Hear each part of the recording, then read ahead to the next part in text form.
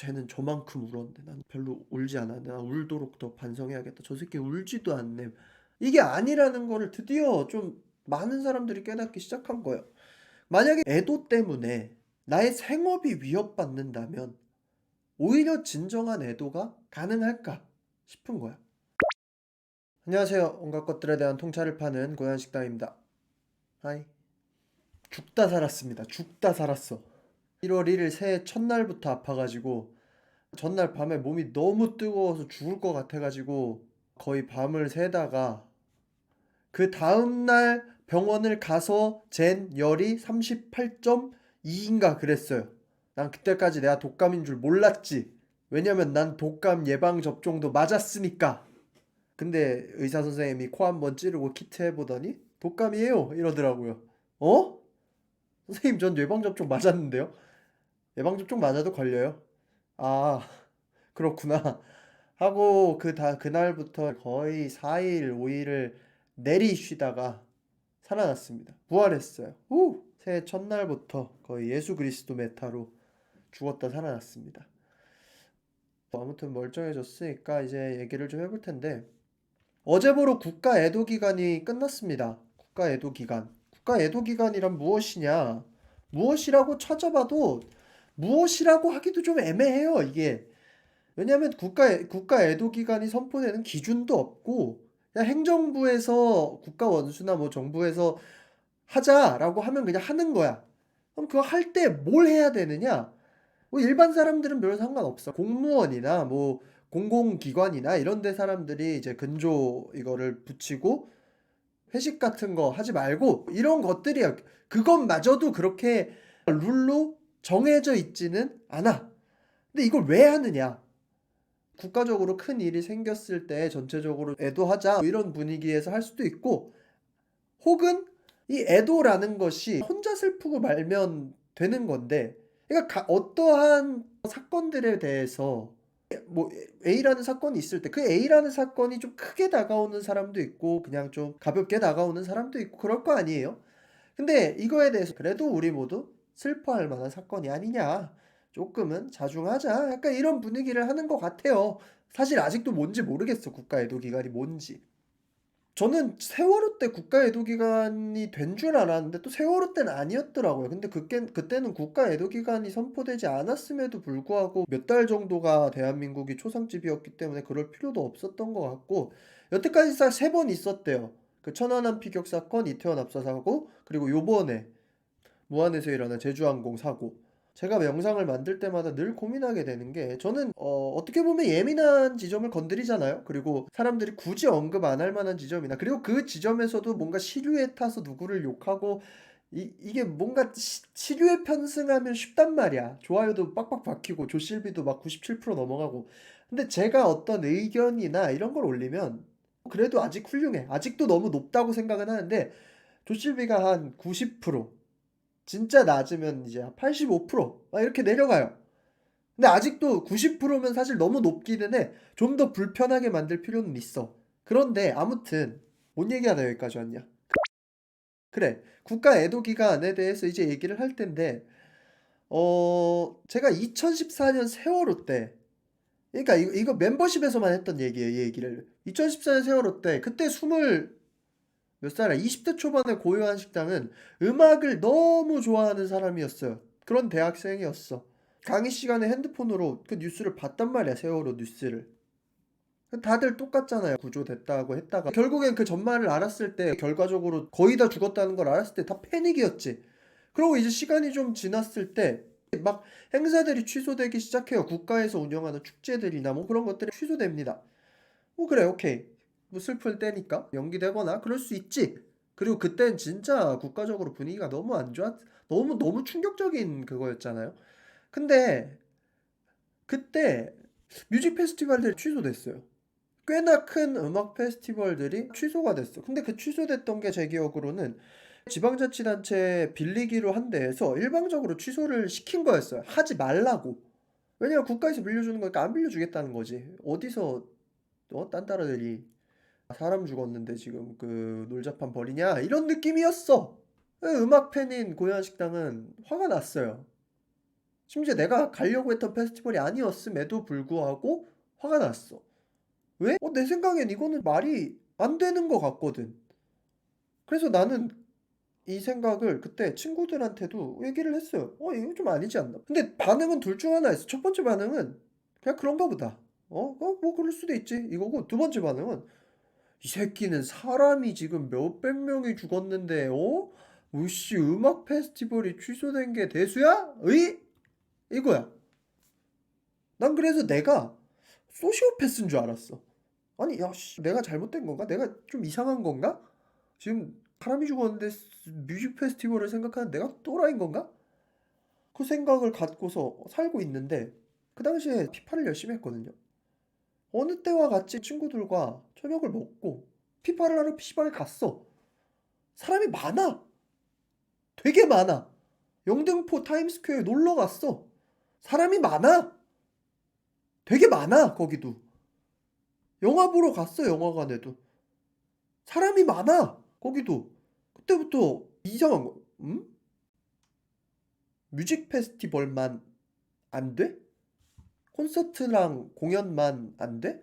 굉장히 슬픈 일이지만 그거 슬프다고 하면서 다들 자기들 약속, 카페, 밥 모임 그때 사고 나고 뭐 몇 주 동안은 슬프지만 그 뒤로는 일상적으로 진행되는데 왜 뮤직 페스티벌은 안 되지? 그리고 그때도 그 업계에 관심이 많았으니까. 그러면 이거에 대한 위약금이랑 거기에 수많은 스태프들이랑 뮤지션들 공연 끊긴 거랑 그거는 누가 보상을 해주나? 안 해주나? 그렇지 해주진 않겠지? 뭐지? 뭐 예술가들만 만만한가? 만만한 게 예술가들인가? 이게 뭐 하는 짓이야? 근데 저는 그때 이 의견을 세게 낼 뭐 창구도 없었고 세게 내지도 못했어. 왜냐면 이 얘기를 해도 사람들이 다 그냥 그러려니? 아니면 야씨 그게 문제냐? 사람이 죽었는데. 아니 PC방 갈 거 PC방 가고 친구들도 만나고 다 하잖아. 다 했잖아. 왜 안 하는 척을 하냐고 자기들의 일은. 심지어 그때가 세월호 때 10년 전이니까 2014년이니까 공연 시장 자체도 더 작았을 때니까 더 그렇지 사람들이. 왜냐면 콘서트를 한 번도 안 가는 친구들이 훨씬 더 많았을 그 시기였으니까 지금이랑은 분위기가 완전 다르단 말이에요. 그때는 콘서트 다닌다고 하면 야, 저 콘서트 다녀? 이런 느낌이었어. 10년 전만 해도. 그래서 그 담론을 고이고이 묵혀두고만 있었습니다. 그냥 가슴속에만 두고 있었어. 그때도 물론 그런 얘기가 나오긴 했지만 별로 호응을 듣지 못했어. 언론이나 이런 데에서도.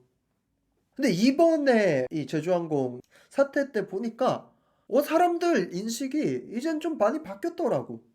좀 많이 바뀌었어요. 많이 바뀐 것 같아. 담론이라는 게 꺼내야 되는 진짜 그 최적의 타이밍이 있다고 생각을 해요.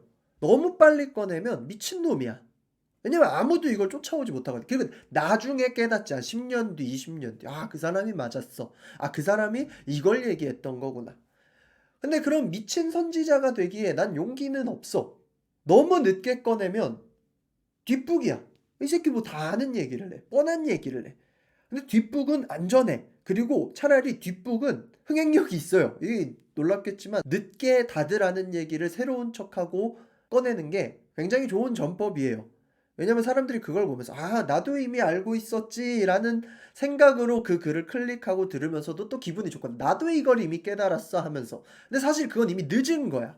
적당한 타이밍은 한 절반 정도는 꼭 그런가 하고 절반 정도는 뭔 소리야? 좀 불편한데? 이게 알맞은 타이밍이에요. 내가 생각했을 땐. 근데 지금은 알맞은 타이밍까지는 아닌 것 같아. 조금 뒷북이야. 왜냐면 이제 공론화가 됐거든. 요번에 제주항공 사고 이후에 여론이나 뭐 콘서트 강행이나 행사 진행에 대한 것들이나 뉴스 기사나 뭐 인터뷰나 주변 사람들의 얘기를 들어보니까 확실히 10년 전이라 생각이 많이 바뀌었다. 이 생각이 들더라고요. 이제는 좀 그 무지성 공감. 애도해야 돼. 슬퍼해야 돼. 무얼 위해 애도해야 돼. 무얼 위해 슬퍼해야 돼. 그 사고가 일어난 건 슬프고 애도해야 되지고 안타까운 일이지만 애도해야 돼. 슬퍼해야 돼가 중요한 게 아니잖아. 그 사고가 왜 벌어졌는지 그걸 어떻게 처벌을 할 건지 재발 방지는 어떻게 할 건지 대중은 그거를 더 집요하게 요구를 해야 되고 정부 부처나 뭐 책임져야 되는 기업이나 이쪽에서는 그거를 위해 빠르게 가야 되는데 세월호 때는 애도해야 돼. 슬퍼해야 돼. 근데 이제는 그거는 좀 아닌 것 같더라고요. 사건의 원인이 무엇인가? 사람들이 그거 너무 잘 물론 너무 이거 갖고 왈가왈부하고 잘못된 정보가 벌어지기도 하지만 그래도 예전보다는 훨씬 이건 고무적인 현상이라고 생각해. 왜 그런 일이 발생했는가? 이거에 다들 집중을 하잖아. 왜? 제주항공 사고가 일어나고 유튜버들이 공지사항을 올립니다. 이 사고를 통해서 너무 안타까운 일이었고 뭐 한 주간 업로드를 쉬어가겠습니다. 뭐 이런 업로드 쉬어간다는 사람들의 막 공지들이 올라왔어요. 근데 침착맨이 그냥 올렸어요, 영상을. 늘 주기적으로 하던 업로드가 있고 사실 침착맨 정도 되면 기업이거든. 거기 딸려있는 스태프들이 너무 많고 비록 조회수 수익이 얼마나 차지할지 모르겠으나 아마 근데 침착맨 유튜브의 운영 방식으로 봤을 땐 유튜브 자체 수익도 꽤나 큰 비중을 차지할 거예요. 그러니까 일종의 기업이 돌아가는 거죠. 그래서 그냥 영상을 업로드 했어요. 했더니 소수의 몇몇 사람들이 막 공격을 합니다. 침착맨이 애도 기간에도 불구하고 업로드를 했다. 어쩌고저쩌고 저희 네티즌들이 왈가왈부 한다. 근데 몇 시간 있다 들어보니까 댓글창이 다 정상화가 됐어. 개소리들 하지 말아라. 애도 호위병들 그런 어그로꾼들 무시하고 그냥 보면 된다.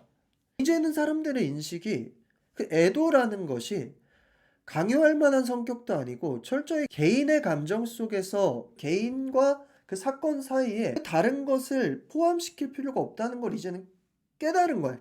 사회적 인식의 수준이 그만큼 올라간 거죠. 애도는 나랑 사건 이렇게 이루어지는 거지. 이게 쟤는 저만큼 울었는데 난 별로 울지 않았네. 난 울도록 더 반성해야겠다. 저 새끼 울지도 않네. 이게 아니라는 거를 드디어 좀 많은 사람들이 깨닫기 시작한 거예요. 만약에 애도 때문에 나의 생업이 위협받는다면 오히려 진정한 애도가 가능할까 싶은 거야. 이번에도 임영웅 같은 콘서트가 만약에 취소가 됐다면 각 지역에서 가는 관광버스 같은 건 바로 파토 취소죠. 그리고 그러한 대형 콘서트에 들어가는 관련 업체들도 많이 들어가기 때문에 거기도 다 취소해요. 이 사건 때문에 내 밥벌이가 갑자기 침해당하기 시작하면 그때는 순수한 슬픔과 애도와 공감이 가능할까 싶은 거예요. 오히려 그 애도를 강요하는 서로에 대해 애도를 하는지 감시하는 그러한 분위기 속에서 정말로 개인마다 솔직한 애도라는 것이 가능할까? 개인의 감정이 존중받지 못할 때 오히려 우리는 솔직한 감정을 내밀 수가 없는 거야. 근데 사회적 인식이 이제는 많이 올라온 것 같아요. 올라왔어요. 그리고 저는 이게 참 다행이다 싶으면서도 신기해요. 우리나라는 원래 눈치 보는 게 너무 강한 민족이기 때문에 계속 그럴 줄 알았어. 근데 이제는 좀 바뀌는 것 같더라고요. 12월 31일 날 아내랑 아내 친구를 그 백화점에서 만났습니다. 점심에 만났는데, 야, 발 디딜 데가 없어. 자리가 없어, 커피숍에. 꽉 차 있어. 사람들이 꽉 차 있어. 봐, 다 똑같잖아. 그냥 이 생각이 드는 거예요. 다 자기 할 일 하잖아. 뭐든지 극으로 가면 안 좋으니까 뭐 남의 슬픔은 결국엔 나의 슬픔이 아니다. 그러니까 다 쌩까고 알아서 할 일만 하자. 이것도 좋지 않은 사회고 남의 슬픔도 나의 슬픔, 우리의 슬픔은 모두의 슬픔, 나라의 슬픔도 나의 슬픔, 다 울자, 슬퍼하자, 그만하자. 이것도 옳지 않은 사회고 결국 그 사이 어딘가쯤에 그나마 괜찮은 지점이 있을 텐데 그게 어디일까라고 했을 때 저는 개인의 감정이 존중받는 사회 딱 그 지점인 것 같은 거예요. 누군가는 뭐 며칠 동안 슬퍼서 올 수도 있고 누군가는 슬프지만 사실 나와 직접적 연관이 있는 건 아니니까 하루 이틀 정도 충격받고 다음날 할 일을 할 수도 있고 어차피 내 생업은 그 사고와 상관없이 돌아가야 되는 거니까 다 각자의 방식대로 잘 표출하고 있다고 생각하고 우리나라가 이 정도면 그래도 성숙한 사회구나라는 생각을 많이 했어요. 개인주의라는 것이 뭐 안 나쁘게 들릴 수도 있기는 하지만 국가는 개인이 이루고 있다는 것을 이제는 조금 받아들이고 있는 것 같아요. 그리고 그 개인을 존중하는 법을 이젠 조금 알아가는 사회인 것 같아요. 개인이라는 거는 너와 내가 다르다는 거예요. 쟤의 삶과 나의 삶과 쟤의 감정과 나의 감정과 우리 모두의 감정과 의견과 행동이 다르다는 거예요. 그럼 그 개인의 감정조차 존중받지 못하는 사회라면 그게 아무리 겉으로 봤을 때는 선해 보이는 방향성을 띠고 있을지라도 딱히 옳지 않은 방향으로 가고 있을 때도 많다. 그리고 인간의 좀 중요한 것을 묵살하면서 가는 사회일 수도 있다라는 생각도 해 보게 되었습니다. 아무튼 이런저런 생각을 많이 했고요. 이런 주제의 영상을 못 찍을 줄 알았는데 이제는 해도 되겠다는 생각으로 한번 찍어 봤습니다. 지금까지 온갖 것들에 대한 통찰을 파는 고얀식당이었고요. 구독과 좋아요는 영상 제작에 많은 도움이 됩니다. 그러면 빠이.